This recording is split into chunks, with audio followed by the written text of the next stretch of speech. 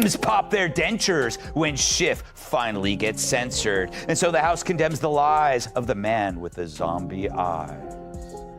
Last night, the House voted on party lines to censure Adam Schiff for promoting the Trump-Russia collusion hoax, which was as believable as Brian Kilmeade getting fan mail. 2 for 2. Schiff becomes only the 26th member ever to be censured, but to his credit, he's still the only member to have a 12-inch neck. Adam Schiff walked in like he was stepping onto a calm Sunday talk show, steady, polished, and absolutely certain this would be a smooth exchange of scripted talking points. What he didn't realize was that a live wire ambush was waiting for him, with Greg Gutfeld already seated, grinning like a man who knew exactly how this story would end. Schiff came armed with his usual lines and practiced calm, but Gutfeld was ready to destroy it all with sarcasm sharper than a blade and zero patience for political theater. While Schiff clung to the rulebook he's memorized his whole career, Gutfeld tossed it straight out the window, turning the scene into a ruthless spectacle Schiff had no hope of controlling. Poor Adam. He really thought he had him. Well, we've talked about who won the impeachment trial. Now let's talk about who didn't. As I've said before, don't think the Dems aren't going to stop trying to find dirt on Trump. They'll look anywhere. Hell, they'll go to a local high school if they thought they'd find the goods there.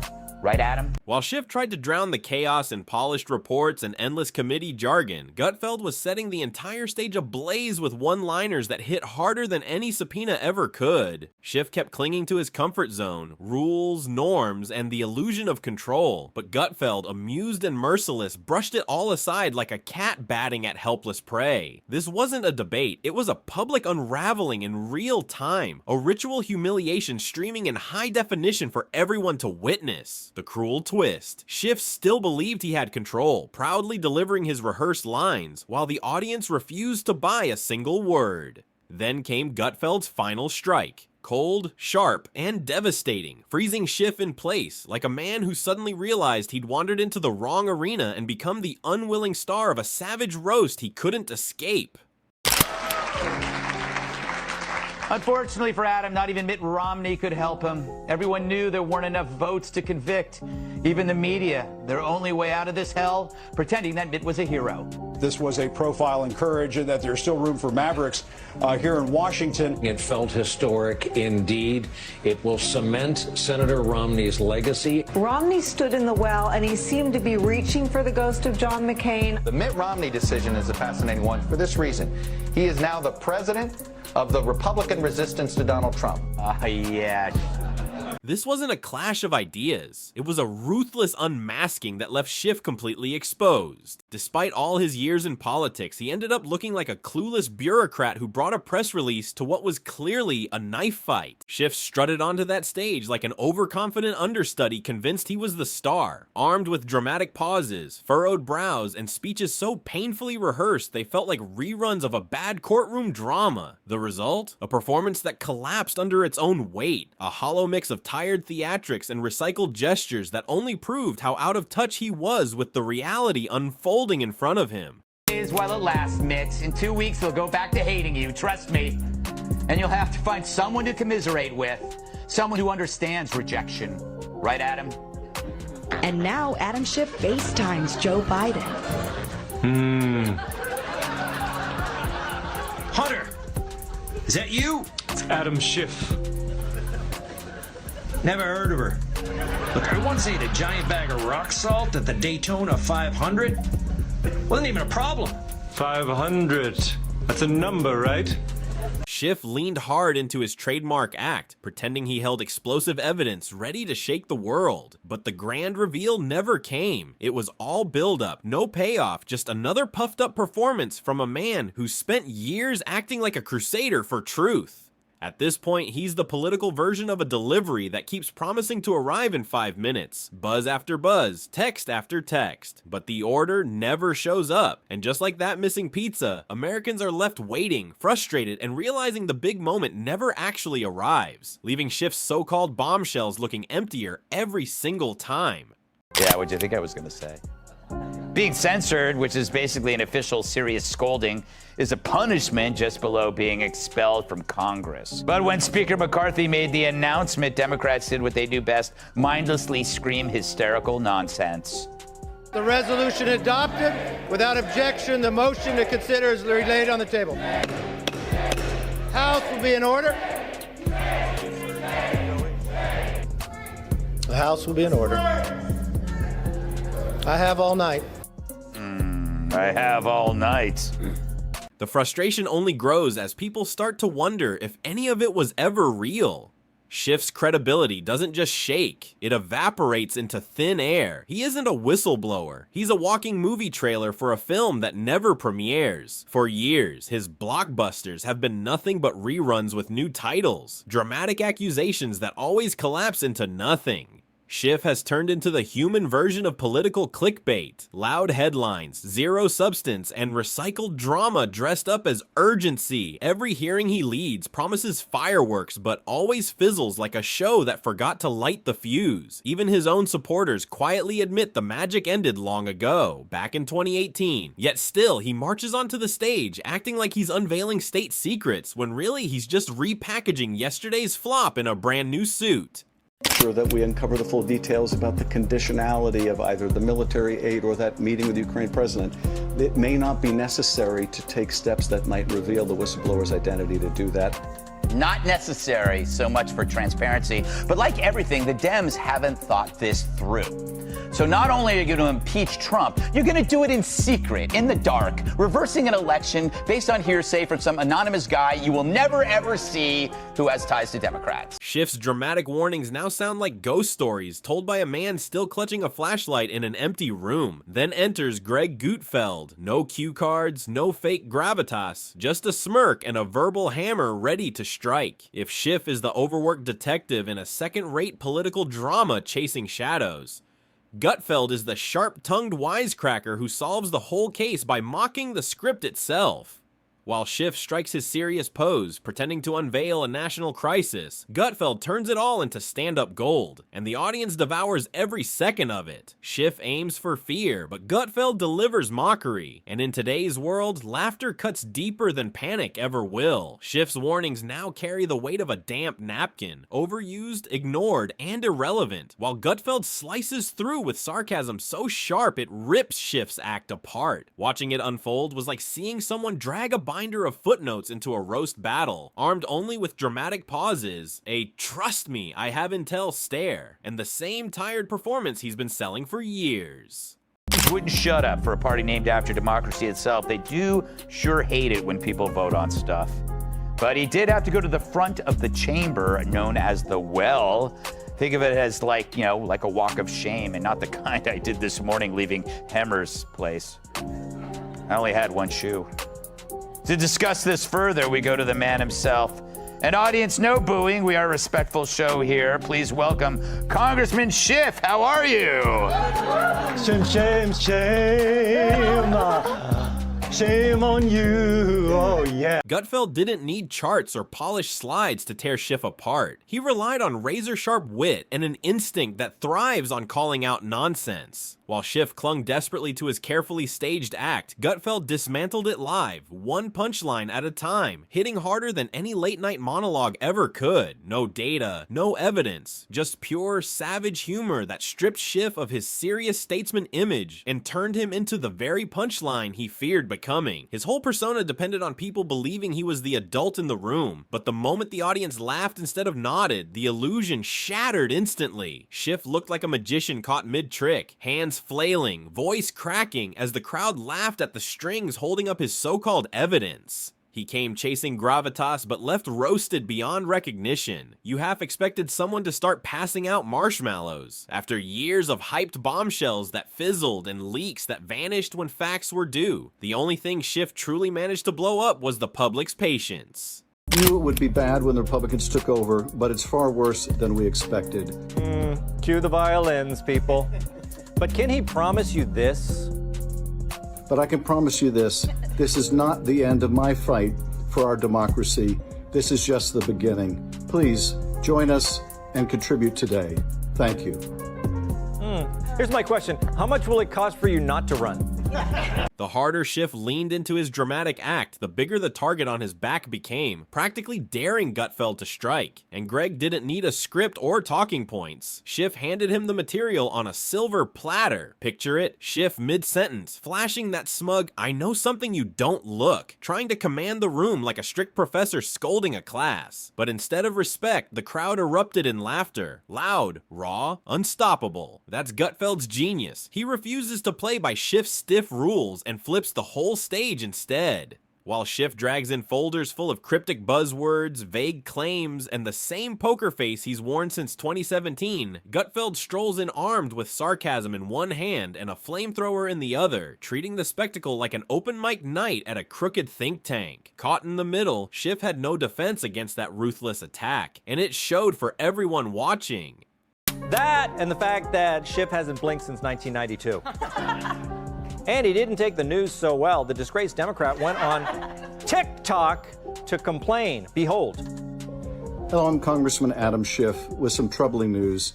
Today, Kevin McCarthy removed me from the House Intelligence Committee, all for doing my job, for holding Trump accountable and standing up to the extreme MAGA Republicans. You can't fight a punchline with a PowerPoint, and you can't out-serious someone who refuses to take you seriously in the first place. The second the crowd erupted in laughter, Schiff's carefully crafted image began to crumble before his eyes. The worst part? He didn't even notice. He just kept talking, eyes glued to the teleprompter, recycling the same tired lines like a rerun from a forgotten primetime slot. Every extra word only fueled Gutfeld's fire, turning the whole exchange into a televised implosion of epic proportions.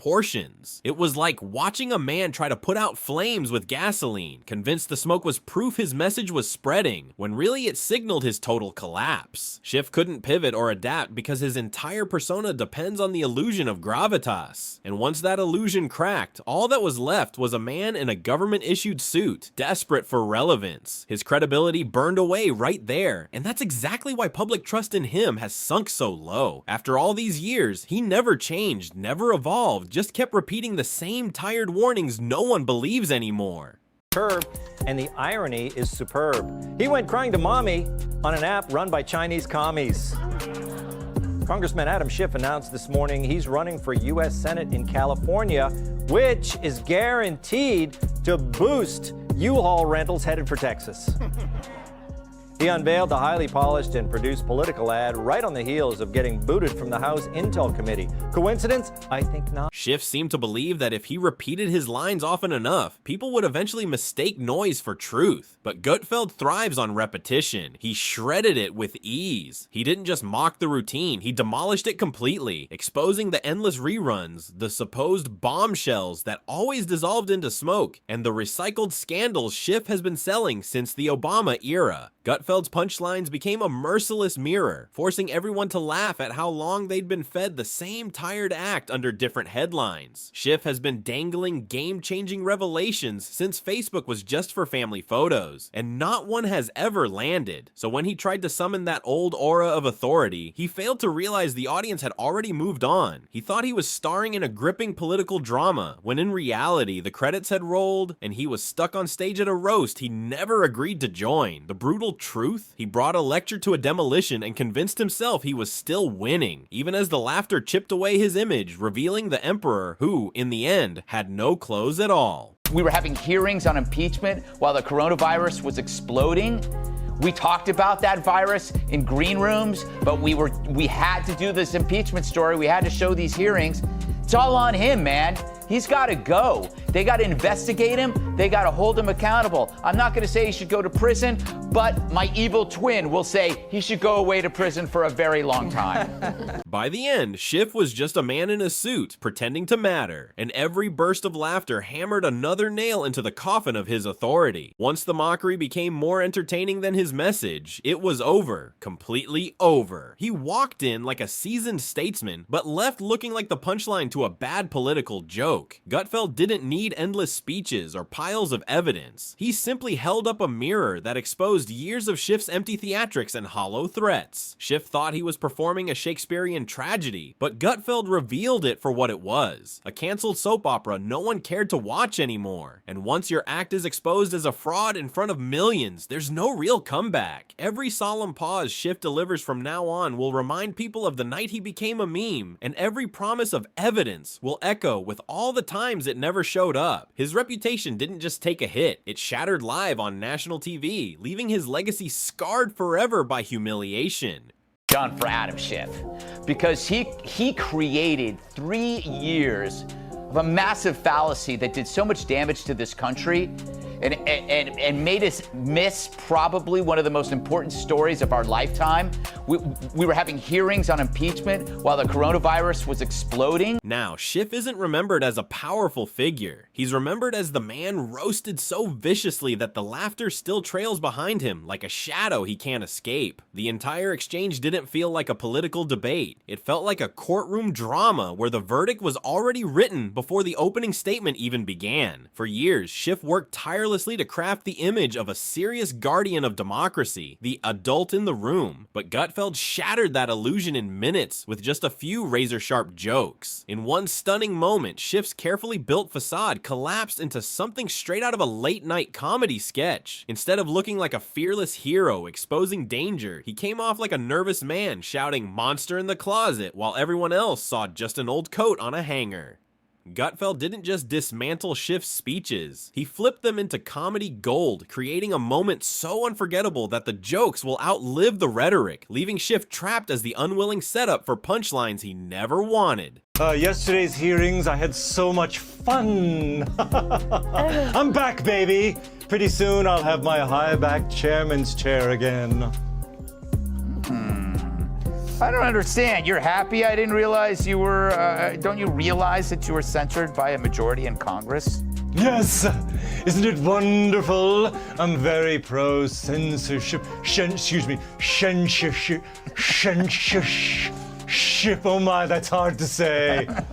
The point is, the cameras are on me again, and this time, I'm ready for my close-up, Mr. The entire showdown stood as a brutal reminder of how outdated the old brand of political theater has become. Schiff still clings to that same dusty playbook, convinced that a stern voice and a serious expression can command respect. But that illusion doesn't work anymore, and he's not the only one. Countless politicians keep recycling the same fear-driven lines, hinting at secret truths and praying the public still falls for it. But laughter destroys those hollow tricks instantly, and Gutfeld proved it effortlessly. In today's world, comedy holds far more power than fake outrage, and Schiff became the perfect cautionary tale of what happens when you build your entire career on smoke and mirrors. In one fiery clash, he went from being hailed as a watchdog of democracy to standing as living proof that recycled drama crumbles the moment someone dares to laugh at it. Troubled by this.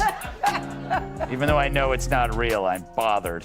Finally, Congressman, you're running for an open U.S. Senate seat in California. What's your message to voters who might be skeptical of your agenda? I think you mean my agenda. That's how I say it now. I like the hard G, because that's what I'll do. Do you like impeachment? That's my agenda. Vote for me and I'll do it agenda. And I have one man to thank for all of this. The Orange Man himself. If you excuse me, I'm gonna go celebrate with a glass of wine. After this exchange, Schiff didn't walk away as the commanding figure he imagined. He stumbled out as a walking punchline, humiliated by someone who barely had to lift a finger. More than any headline or investigation, this public roasting became the legacy that will follow him forever, and no number of polished speeches will ever erase it. In the end, Gutfeld's mockery cut deeper than Schiff's dire warnings ever could, leaving behind not the image of a powerful lawmaker, but of a man reduced to late-night comedy fodder on live TV. For millions watching, that moment is burned into memory, an unshakable symbol of how quickly authority can collapse into laughter. Schiff's reputation is now sealed as a cautionary tale, a reminder that when the curtain finally falls, the truth doesn't need drama, it just needs a punchline.